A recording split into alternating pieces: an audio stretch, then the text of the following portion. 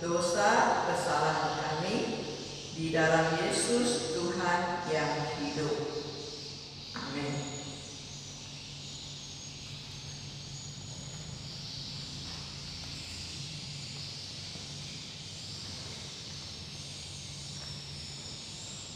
Bapak Ibu, kita akan membaca firman Tuhan. Kita akan membaca di dalam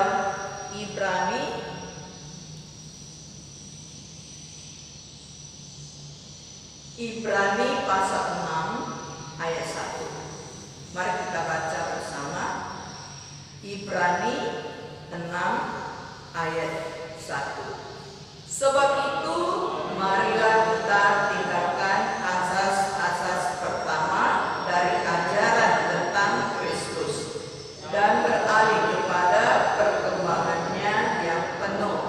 Janganlah kita meletakkan lagi dasar pertobatan dari perbuatan-perbuatan yang sia-sia dan dasar kepercayaan kepada Tuhan. Sebab itu marilah kita tinggalkan ajas-ajas pertama dari ajaran tentang Kristus dan beralih kepada perkembangan yang penuh. Janganlah kita meletakkan lagi dasar pertobatan dari perbuatan-perbuatan yang sia-sia dan dasar kepercayaan kepada Tuhan. Nah, Bapak Ibu, hari ini saya mau kita sama-sama merenungkan temanya, yaitu kita boleh menikmati kehidupan melalui iman kepercayaan kita. Menikmati kehidupan melalui iman kepercayaan kita. Oleh karena itu Paulus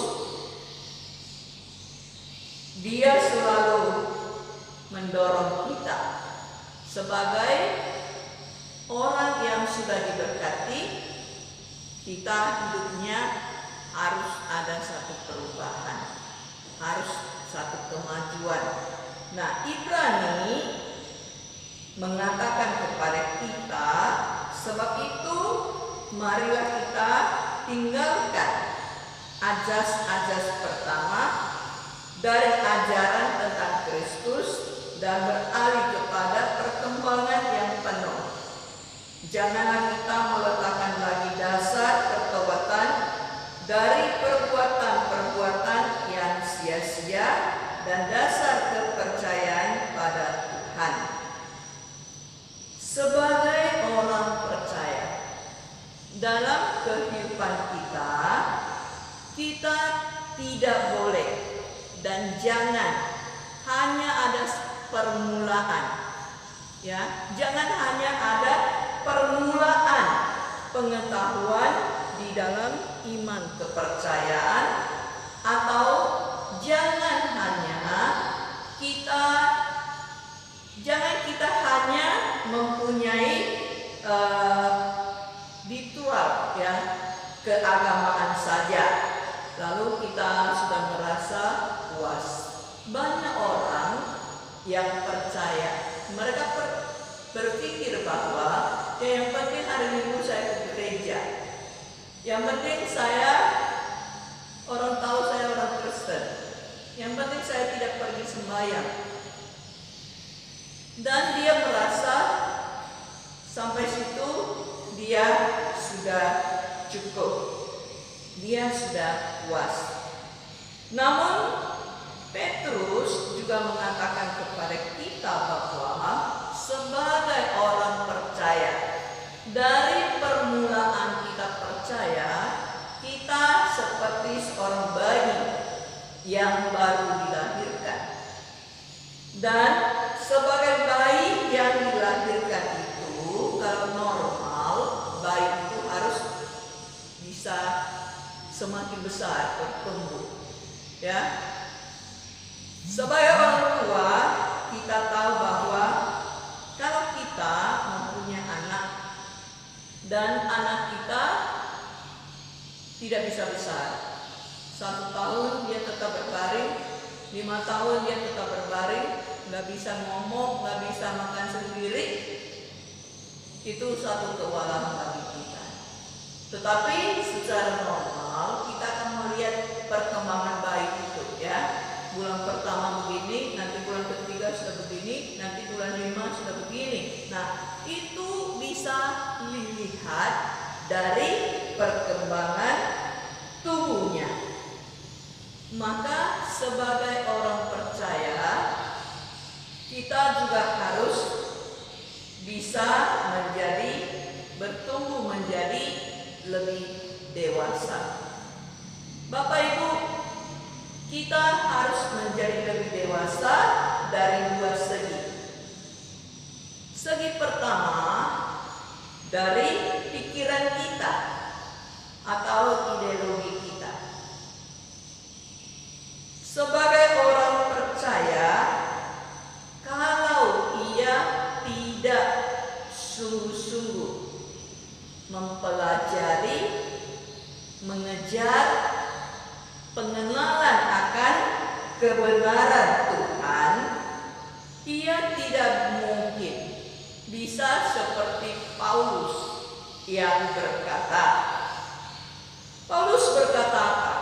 Saya tahu kepada siapa saya percaya. Saya tahu kepada siapa saya percaya.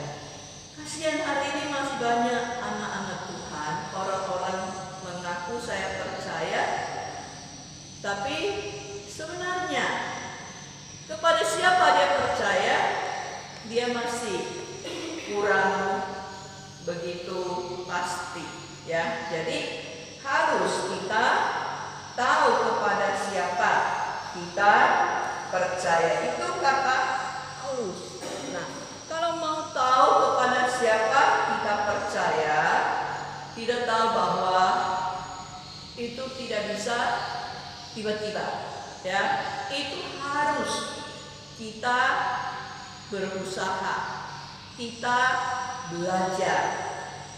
Kalau kita seperti yang dikatakan oleh Paulus, bahwa saya tahu kepada siapa saya percaya, maka Filipi 3 ayat 8 yang Paulus mengatakan bahwa saya menganggap semuanya ini seperti sampah.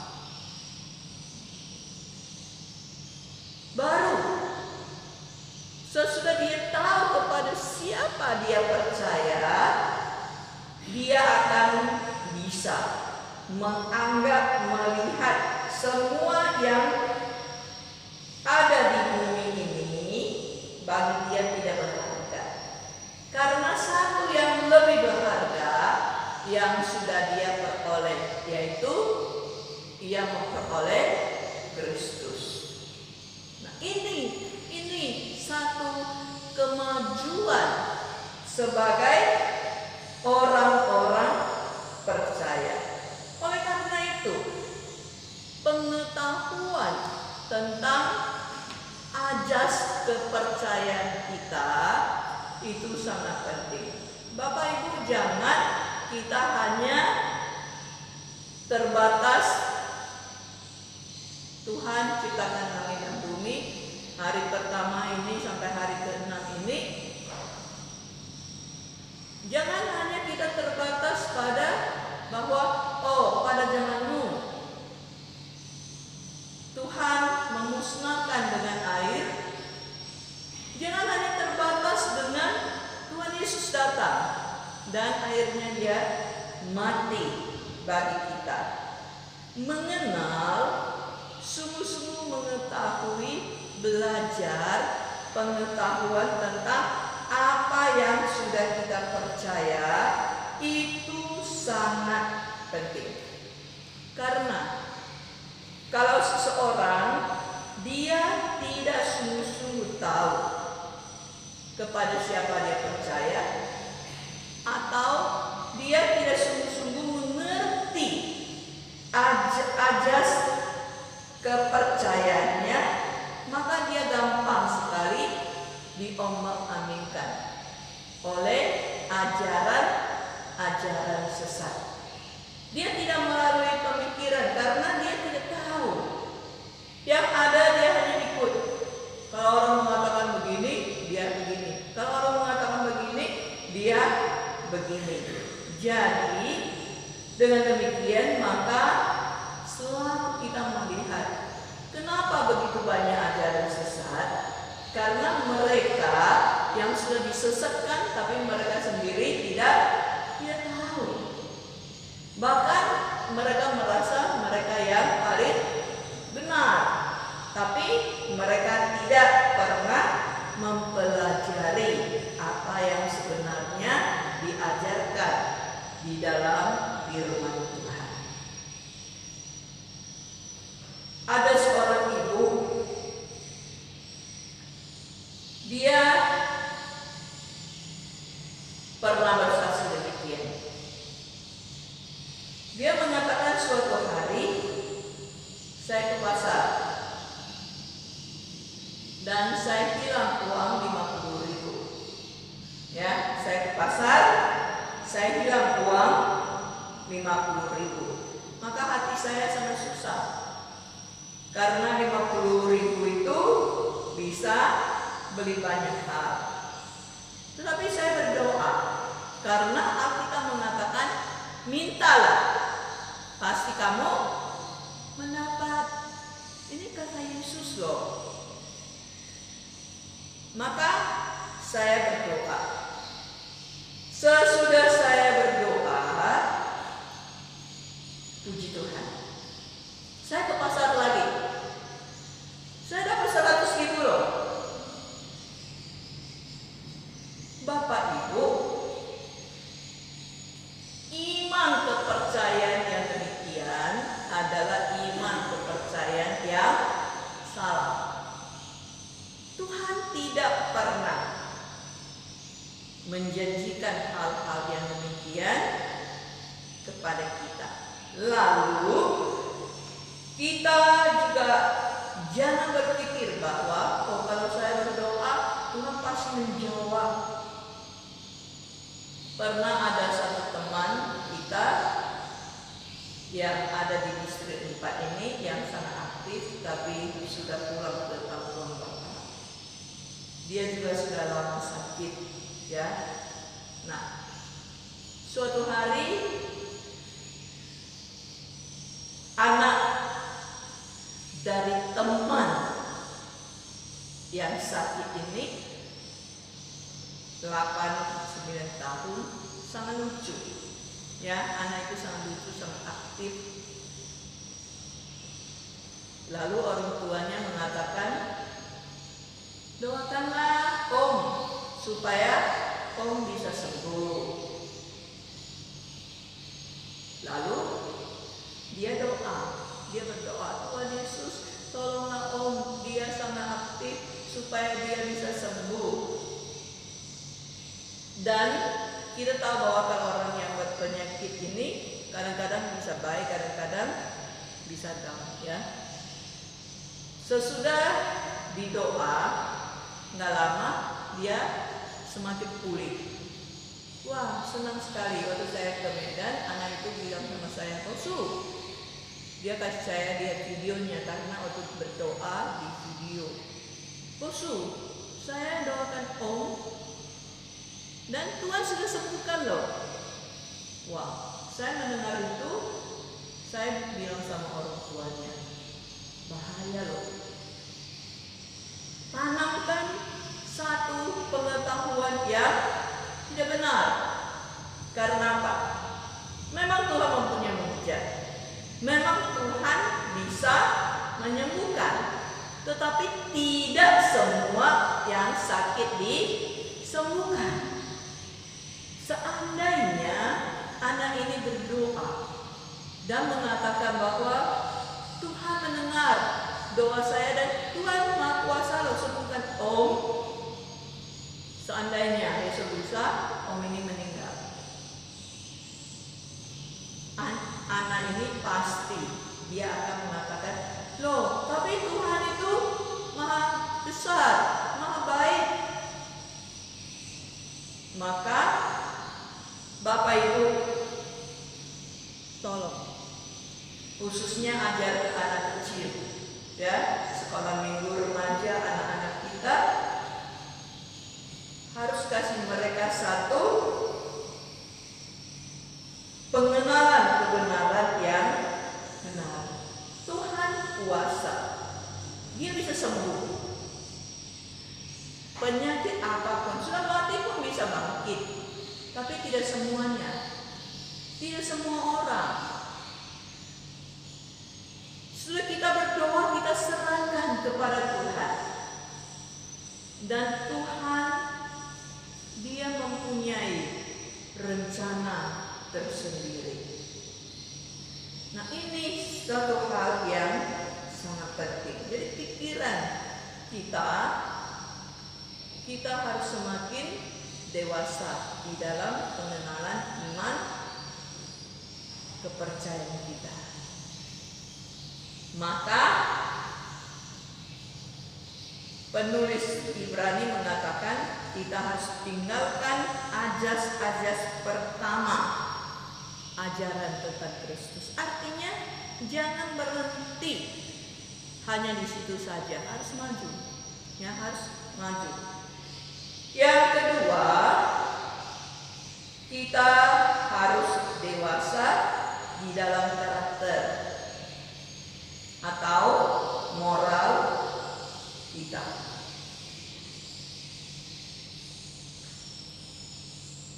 Seorang Kristen kalau semakin lama dia percaya kepada Tuhan, maka dia akan ada satu pengaruh dari kehidupannya. Itu bukan dibuat-buat, ya. Orang yang jumpa dengan dia bisa merasakan. Karena apa? Karena hidupnya akan semakin seperti Kristus. Seperti ada satu lagu yang selalu kita nyanyikan, ku mau seperti atau serupa Kristus. Nah, untuk itu, supaya hidup kita bisa memancarkan keindahan Tuhan, maka kita harus seperti yang dikatakan Ibrani 6 ayat 1, kita harus mengejar, ya, beralih. Kita harus lebih giat lagi menuju kepada tujuan ini, yaitu supaya hidup kita semakin serupa Kristus. Bagaimana sebagai orang percaya kita bisa mempengaruhi orang melalui kehidupan kita? Menurut survei, banyak orang mereka percaya kepada Kristus bukan hasil dari mendengar Injil, tetapi banyak mereka percaya kepada Kristus hasil dari melihat kehidupan orang yang percaya.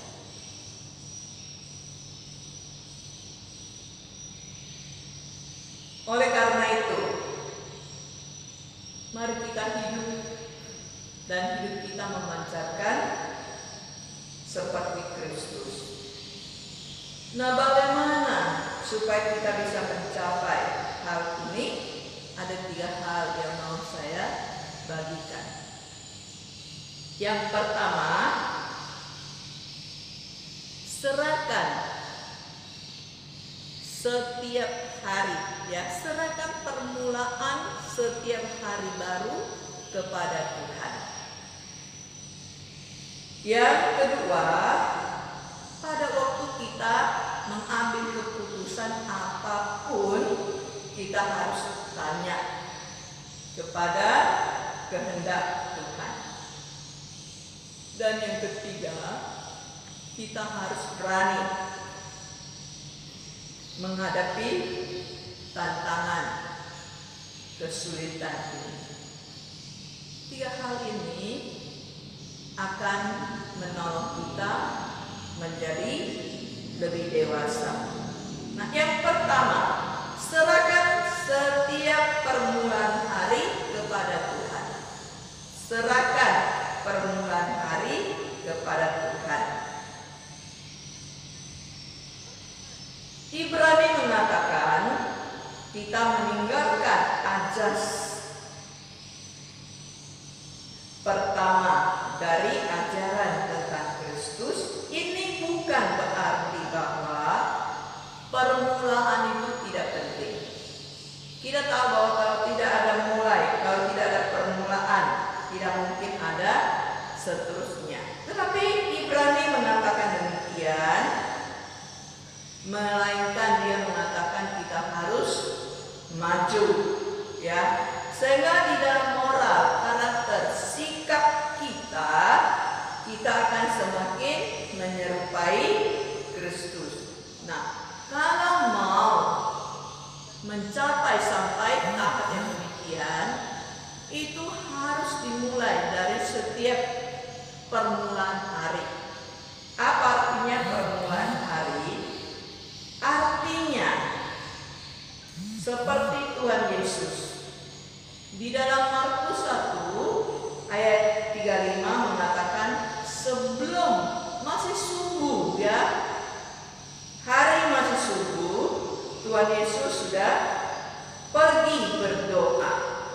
Artinya sebelum memulai suatu pekerjaan, Tuhan Yesus dia tenang di hadapan Tuhan, berdoa. Saat teduh itu sangat penting. Berdoa artinya kita mendapat hikmat dan kekuatan dari Tuhan. Kita tidak tahu hari ini kita akan terjadi apa. Tetapi kalau kita sebelumnya kita sudah serahkan kepada Tuhan, mohon bimbingan Tuhan, maka kita percaya bahwa sepanjang hari ini kita tidak hidup sendirian, tetapi Tuhan bersama dengan kita. Itu di dalam Perjanjian Lama juga demikian. Tetapi sayang, tidak hidup pada zaman sekarang. Pagi merupakan kita semuanya sibuk kali, ya, semuanya cepat bangun, apalagi kalau telat sedikit bangun, kita mau buka toko, kita mau ke sekolah, kita mau ini dan itu, banyak hal yang harus kita perbuat sehingga tidak ada waktu untuk bersaat teduh di hadapan Tuhan. Sehingga satu hari itu kadang-kadang kita akan hidup dengan kacau. Kehidupan manusia sama seperti sebuah mobil atau sama seperti sebuah motor. Kalau kita mau supaya motor itu bisa tiap hari berjalan dengan lancar dan baik, kita harus selalu periksa, ada air enggak, ada minyak enggak, ada angin enggak. Tapi kalau kita hanya pakai, tidak pernah memperhatikan itu, suatu hari kita akan mogok di jalan. Hidup kita juga demikian. Setiap pagi, mari kita di hadapan Tuhan dan kita periksa kehidupan kita, iman, kepercayaan kita. Kita minta bimbingan Tuhan supaya kita akan semakin lancar kehidupan kita. Nah, ada satu buku yang mengatakan pasang surut rohani. Pasang surut rohani. Pengarang buku ini dia mengatakan demikian.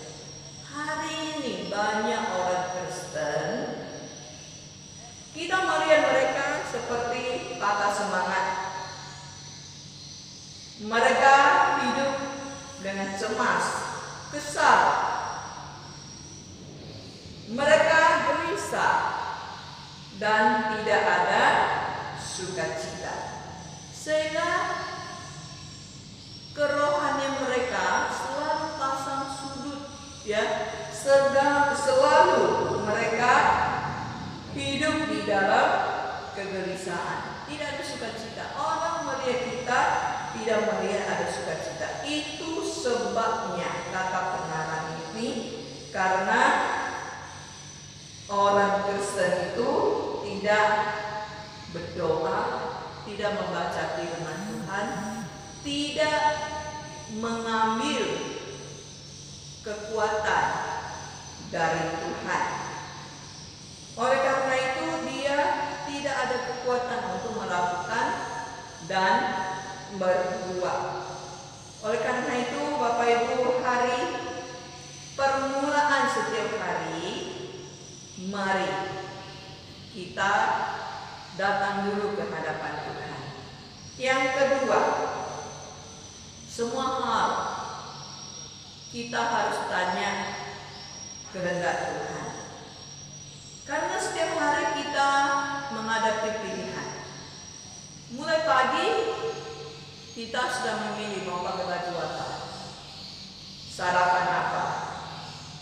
Jadi setiap hari kita menghadapi satu pilihan. Apalagi di dalam kehidupan ini, setiap saat ada hal-hal yang harus kita pilih. Yang mana lebih baik? Maka Paulus di dalam Roma 12 ayat 2 mengatakan, supaya kita melihat apa yang berkenan kepada Tuhan dan apa yang baik, ya. Kebaikan Tuhan,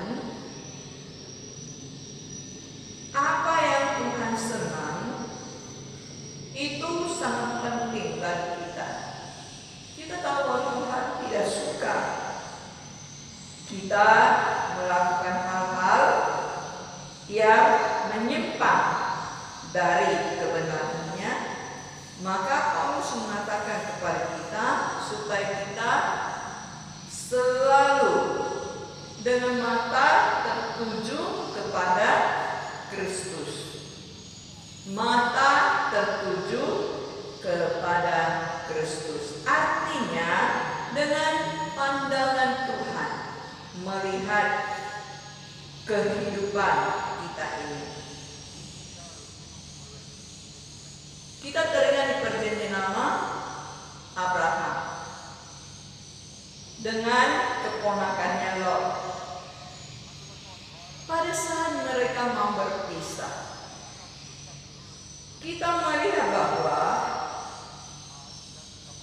keponakannya Lot, dia memilih tempat yang bagus, yang subur, dan tinggalkan tanah-tanah pegunungan itu untuk Abraham.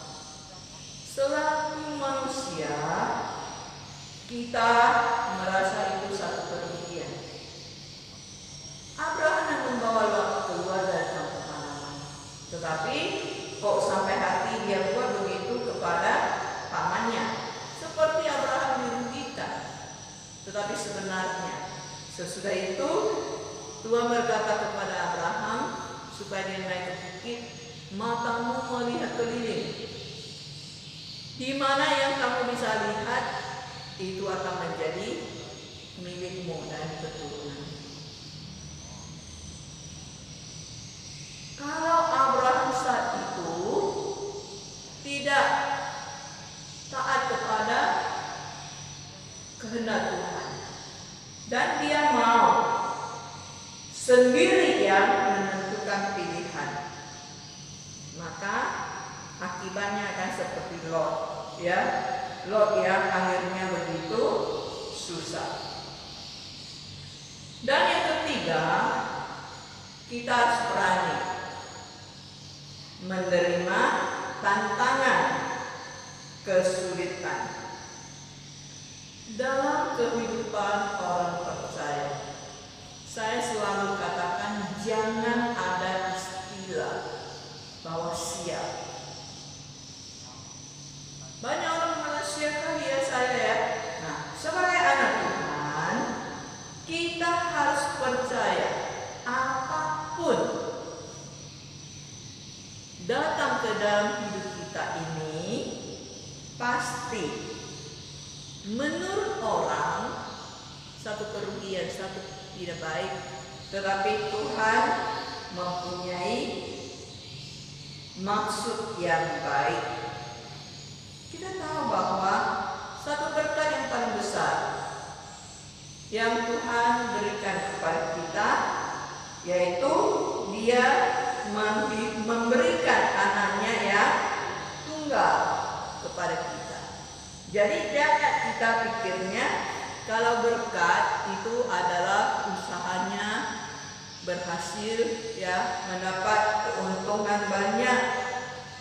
Tetapi satu berkat yang besar adalah kita mempunyai kekuatan bersandar kepada Tuhan. Kita sanggup menghadapi semua yang terjadi di dalam hidup kita, dan tidak pernah kita merasa usia kali, tetapi kita yakin bahwa semuanya Tuhan sedang merencanakan, membuat satu karya yang baik bagi kita.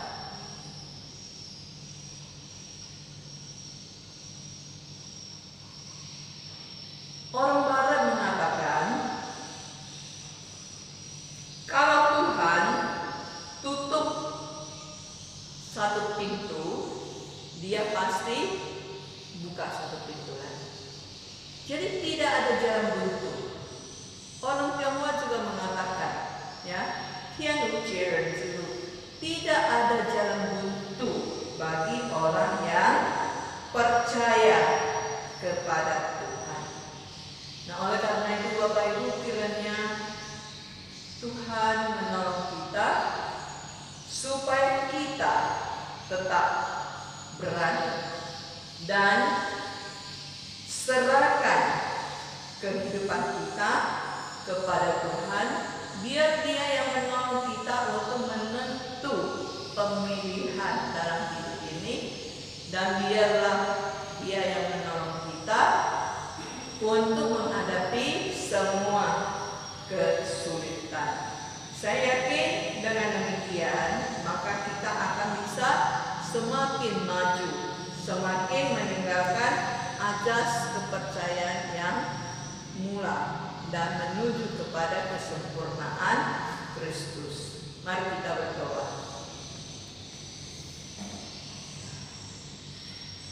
Kami datang dan kami bersyukur kepada Engkau ya Bapa di surga.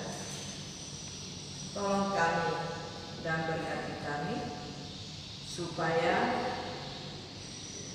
kami akan menjadi anak Tuhan yang terus bisa maju dan hidup memancarkan keindahan Kristus. Tolong kami dan ampuni segala